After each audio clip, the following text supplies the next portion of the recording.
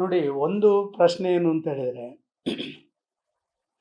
ಪ್ರಾರಂಭದಿಂದಲೂ ಇದೆಲ್ಲ ದ್ವಂದ್ವದಲ್ಲೇ ಬಂದಿರುವಂಥದ್ದು ಎನ್ಕ್ವೈರಿಗಳು. ಭಾರಿ ವರ್ಷದಿಂದ ಎಲಿಗೇಷನ್ಸು, ಮತ್ತೊಂದು ಅದು ಸತ್ಯವೋ ಸುಳ್ಳೋ ಇದನ್ನೆಲ್ಲ ನಾವು ಆಲೋಚನೆ ಮಾಡಿದರೆ ಪ್ರಾಯಶಃ ಪ್ರಾರಂಭಿಕ ಹಂತದಲ್ಲಿ NIAಗೆ ಕೊಟ್ಟಿದ್ದು ಸರಿ ಇರ್ಬೋದು, ಇಲ್ಲಂತ ನಾನು ಹೇಳೋದಿಲ್ಲ. ಆದರೆ ಬರಬರ್ತಾ ಇವತ್ತು NIAಯ ಜವಾಬ್ದಾರಿ ಜಾಸ್ತಿ ಆಗಿದೆ. ಯಾವುದೋ ಒಂದು ರೀತಿಯಲ್ಲಿ ಕೊಟ್ಟಂಥ ಕಂಪ್ಲೇಂಟಿಗಿಂತ ವಿಭಿನ್ನವಾದಂಥ ದೃಷ್ಟಿಯಲ್ಲಿ ನಮ್ಮ ಈ ತನಿಖೆಗಳೀಗ ನಡೀತಾ ಇರುವಂಥದ್ದನ್ನು ನಾವು ನೋಡ್ತಾ ಇದ್ದೇವೆ. ಆದ ಕಾರಣ ಈಗ NIAಗೆ ಮತ್ತು ಹೆಚ್ಚಿನ ಜವಾಬ್ದಾರಿ ಯಾಕೆ ಅಂತ ಹೇಳಿದರೆ, NIA ಅವರ ಇಡೀ ಎನ್ಕ್ವೈರಿಯ ಒಂದು ಕಡೆ ತಿರುಗಿ ಹೋಗಿದೆ ಮತ್ತು ಯಾರು ಕೊಟ್ಟಿದ್ದಾರೆ ಬೌನ್ಸ್ ಬ್ಯಾಕ್ ಆಗಿದೆ. ಕಂಪ್ಲೇನೆಂಟ್ಸ್ಗಳು, ಬಾಕಿಯವರು, ಯೂಟ್ಯೂಬರ್ಗಳು, ಬಾಕಿಯವ್ರದ್ದೆಲ್ಲ ಇದಾಗಿದೆ. ಆದರೆ ಇದರ ಹಿಂದೆ ಕೇವಲ ನಾವ್ಯಾವುದೋ ಎಡಪಂಥೀಯರ ಒಂದು ತಂಡ ಮಾತ್ರ ಇದೆ ಅಂತ ಹೇಳೋಕ್ಕಾಗಲ್ಲ. ಇದಕ್ಕಿಂತಲೂ ದೊಡ್ಡ ರೀತಿಯಲ್ಲಿ ಇದರ ಹಿಂದೆ ಜಾಲ ಇದೆ ಅಂತ ನನಗೆ ಅನ್ನಿಸ್ತದೆ. ಈಗ NIA ಜವಾಬ್ದಾರಿ ಏನು? ಇದರ ಹಿಂದಿನ ಯಾರು ಷಡ್ಯಂತರವನ್ನು ನಿರೂಪಣೆ ಮಾಡಿದಾರ ಅವರನ್ನು ರೀಚ್ ಔಟ್ ಆಗಬೇಕು. ಇದು ಸಾಧ್ಯವ NIAಯಿಂದ? ಈ ಪ್ರಶ್ನೆ ಸಾಧಾರಣವಾಗಿ ಎಲ್ಲರ ಮನಸ್ಸಲ್ಲಿ ಇರುವ ಕಾರಣ NIA ಅಲ್ಲ, ನಮ್ಮ SITಗೆ ಸಾಧ್ಯವೋ ಅಂತ ಹೇಳುವಂಥ ಒಂದು ಸಂಶಯ ಪ್ರತಿಯೊಬ್ಬನಲ್ಲಿ ಮೂಡ್ತಾ ಇರುವ ಕಾರಣ, ಮತ್ತು ಒಂದು ರೀತಿಯಲ್ಲಿ ಇವತ್ತಿನ SIT ಅಂತ ಹೇಳುವಂಥದ್ದು ಅದರ ವ್ಯಾಪ್ತಿಗಳು ನಮ್ಮ ರೆಗ್ಯುಲರ್ ಎನ್ಕ್ವೈರಿಗಿಂತ ಹೊರಗಿರ್ಬೋದು. ಆದರೂ ಕೂಡ can they reach out to the place where really they need to be ಅಂತ ಹೇಳುವಂಥ ಒಂದು ಪ್ರಶ್ನೆ. ಆದ ಕಾರಣ ಇದನ್ನು NIA ಕೊಡಬೇಕು ಅಂತ ಹೇಳುವಂಥದ್ದು. ಯಾಕೆಂತ ಹೇಳಿದರೆ ಈ ರೀತಿಯ ಘಟನೆಗಳು ನನಗೆ ಗೊತ್ತಿಲ್ಲಪ್ಪ, ರಾಜಕಾರಣದಲ್ಲಿ ಈ ರೀತಿ ಒಂದು ಪ್ಲ್ಯಾಂಡ್ ವ್ಯವಸ್ಥೆಗಳು ಸುದೀರ್ಘ ಕಾಲಘಟ್ಟದಲ್ಲಿ ನಡೆದು ಎಲ್ಲ ಹೊಸ ಹೊಸ ಪಾತ್ರಧಾರಿಗಳನ್ನು ಇದಕ್ಕೆ ಫಿಕ್ಸ್ ಮಾಡಿ ಅವರಿಂದ ಆಟ ಆಡಿಸುವಂಥ ಪ್ರಯತ್ನಗಳನ್ನು ಮಾಡಿ ಫೇಲ್ಯೂರ್ ಆಗಿ ನಿಜವಾದ ಸತ್ಯ ಹೊರಗೆ ಬಂದ ಮೇಲೆ ಆದ ಕಾರಣ ಆರೋಪಿಗೆ ಶಿಕ್ಷೆ ಕೊಡುವುದಕ್ಕಿಂತಲೂ 100 ಆರೋಪಿಗಳನ್ನು ಹ್ಯಾಂಗ್ ಮಾಡೋದಕ್ಕಿಂತಲೂ ಒಬ್ಬ ನಿರಪರಾಧಿಗೆ ಅನ್ಯಾಯ ಆಗಬಾರ್ದು ಅಂತ ಹೇಳುವಂಥ ಕಾನೂನಿನ ಆ ಜುರಿಸ್ಪ್ರುಡೆನ್ಸ್ ಏನಿದೆ, ಆ ಜುರಿಸ್ಪ್ರುಡೆನ್ಸಿಗೆ ಇವತ್ತು ನಾವು ಹೋಗುವಂಥದ್ದು ಆಗಬೇಕು. ಧರ್ಮಸ್ಥಳ, ಹೆಗ್ಡೆ ಅವರು ಇದನ್ನೆಲ್ಲವನ್ನು ಒಂದು ರೀತಿಯಲ್ಲಿ ಏನಾಗಿದೆ, ಇದು ನೇರ ಪ್ರಹಾರ ಒಂದು ಧಾರ್ಮಿಕ ಕ್ಷೇತ್ರದ ಮೇಲೆ ಹಂತ ಹಂತವಾಗಿ ದೊಡ್ಡ ರೀತಿಯಲ್ಲಿ ಹೊರಗೆ ಬರುವ ಕಾರಣ ಇದನ್ನು NIAಗೆ ಕೊಡಬೇಕು. NIA ಖಂಡಿತವಾಗಿ ಇದನ್ನು ಡಿಟೆಕ್ಟ್ ಮಾಡಲಿಕ್ಕೆ SITಗಿಂತ ಪವರ್ಫುಲ್ ಆಗಿರ್ತದೆ ಅಂತ ಹೇಳುವಂಥ ಆ ಒಂದು ಅಭಿಪ್ರಾಯದ ಹಿನ್ನೆಲೆಯಲ್ಲಿ ಇದನ್ನು NIAಗೆ ಕೊಡಬೇಕು ಅಂತ ಹೇಳುವಂಥದ್ದು ನಾವು ಹೇಳ್ತಾ ಇರುವಂಥದ್ದು. ರಾಜ್ಯ ಸರ್ಕಾರ ಸುತಾರಾಮ್ ಹೋಗ್ತಾ ಇಲ್ಲ, ಸೊ NIA ಹೇಗೆ ಹೋಗ್ಲಿಕ್ಕೆ ಸಾಧ್ಯನಾ?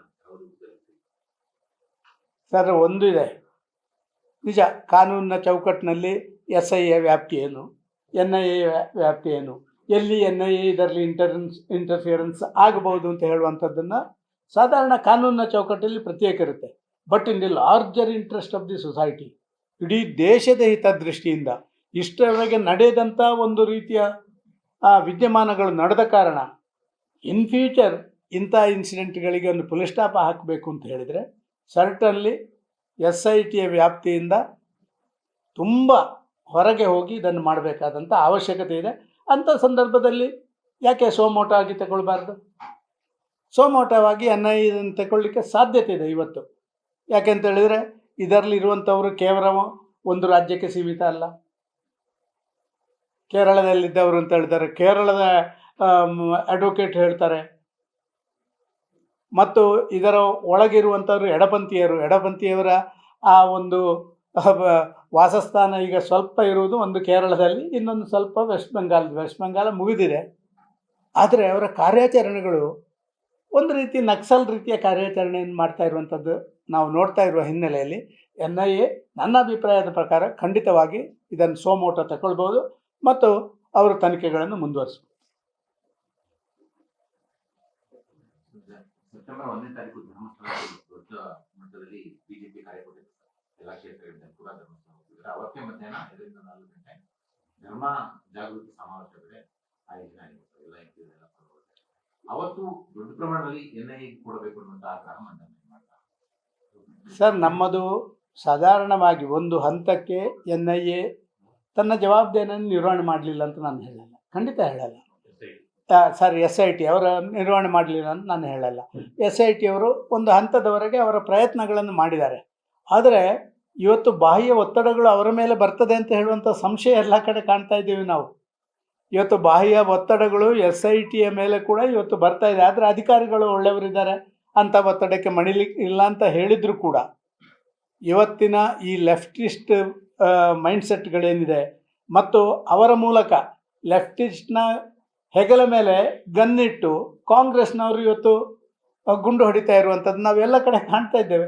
ಆದ ಕಾರಣ ಇಂಥ ಹಿನ್ನೆಲೆಯಲ್ಲಿ ನಾವು ನಾಳ್ದು 1ನೇ ತಾರೀಕು ನಡೆಯುವಂಥ ಆ ಒಂದು ಇದು ಕೇವಲ BJPಯ ಕಾರ್ಯಕ್ರಮ ಅಂತ ಯಾರು ತಿಳ್ಕೊಳ್ಬೇಡಿ. BJPಯವರು ಹಿಂದೂ ಧರ್ಮ ರಕ್ಷಣೆಗೆ ಕಟಿಬದ್ಧರಾಗಿರುವಂಥ ಏಕೈಕ ಒಂದು ರಾಜಕೀಯ ಪಾರ್ಟಿ ಇವತ್ತು ದೇಶದಲ್ಲಿ. ಆದ ಕಾರಣ ಆ ಧರ್ಮದ ರಕ್ಷಣೆ ಮಾಡುವಂಥವರೇ ಇವತ್ತು ಈ ವ್ಯವಸ್ಥೆಗಳನ್ನು ಮಾಡಿದ ಕಾರಣ ಎಲ್ಲ ಜನ ಇದಕ್ಕೆ ರಾಜಕೀಯೇತರದವರು ಸೇರ್ತಾ ಇದ್ದಾರೆ. ಹಲವಾರು ಕಡೆಗಳಲ್ಲಿ ಬುದ್ಧಿಜೀವಿಗಳು ಕೂಡ ನಮ್ಮ ನಡೆಯನ್ನು ಬೆಂಬಲಿಸಿದ್ದಾರೆ. ಇದನ್ನು ಮುಂದುವರಿಸಿಕೊಂಡು ಹೋಗಬೇಕು ಅಂತ ಹೇಳುವಂಥ ದೃಷ್ಟಿಯಿಂದ ನಾಳೆ ದಿನ 1ನೇ ಕಾರ್ಯಕ್ರಮ. ಆ ದಿವಸದ ಕಾರ್ಯಕ್ರಮದಲ್ಲಿ ಇತರ ಪಕ್ಷಗಳಲ್ಲಿ ಕೂಡ ಹಿಂದೂ ಧರ್ಮೀಯರು ಯಾರು ನಮ್ಮ ಧರ್ಮದ ಉಳಿಬೇಕು ಅಂತ ಹೇಳುವಂಥ ಮಾನಸಿಕತೆ ಇರುವವರೆಲ್ಲರೂ ಅದು ಸೇರ್ತಾರೆ ಅಂತ ಹೇಳುವಂಥ ನನ್ನ ಭಾವನೆ. ಲೇಟೆಸ್ಟ್ ಹಾಗೂ ಇಂಟ್ರೆಸ್ಟಿಂಗ್ ಸುದ್ದಿಗಳಿಗಾಗಿ ಬಾಸ್ ಟಿವಿ ಕನ್ನಡ ಚಾನೆಲ್ನ ಸಬ್ಸ್ಕ್ರೈಬ್ ಮಾಡಿ. ಹಾಗೆಯೇ ಬೆಲ್ ಐಕಾನ್ ಪ್ರೆಸ್ ಮಾಡಿ. ಇದರ ಜೊತೆಗೆ ಫೇಸ್ಬುಕ್, ಇನ್ಸ್ಟಾಗ್ರಾಮ್, ಎಕ್ಸ್ನಲ್ಲೂ ಮಿಸ್ ಮಾಡದೆ ಫಾಲೋ ಮಾಡಿ.